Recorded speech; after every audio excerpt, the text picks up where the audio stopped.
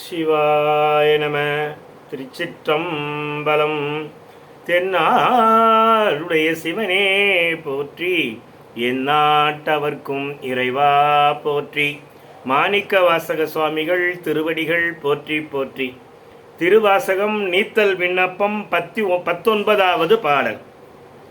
மடங்க என்பல் வீணை காட்டை நின்மன் அருள் தீ கோளவும் விடங்க எந்தன்னை விடுதி கண்டாய் என் பிறவியை வேரோடும் கலைந்து ஆண்டுகொள் உத்தர கோச மங்கை கரசே கோடும் கரி குண்டுரித்து அஞ்சி வித்தாய் வஞ்சி கொம்பினையே.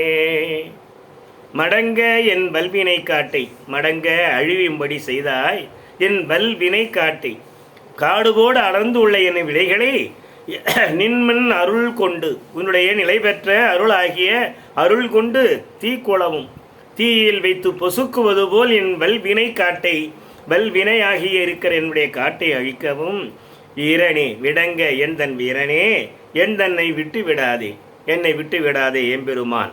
அழியும்படி என் வல்வினை காட்டையே அழியும்படி நின்மென் அருள் தீக்குளவும், நின் அருள் பெற்ற நிலை பெற்ற அருளால் தீக்குளவும் அறிந்து போகும்படி செய்யக்கூடிய எம்பெருமானே, என்னை விட்டு விடாதே.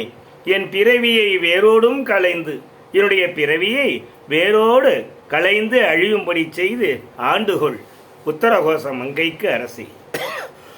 என்னை ஆண்டுகொள் உத்தரகோச மங்கைக்கு அரசே. கொடும் கரி குன்று உரித்து அஞ்சி வித்தாய் வஞ்சி கொம்பினையே.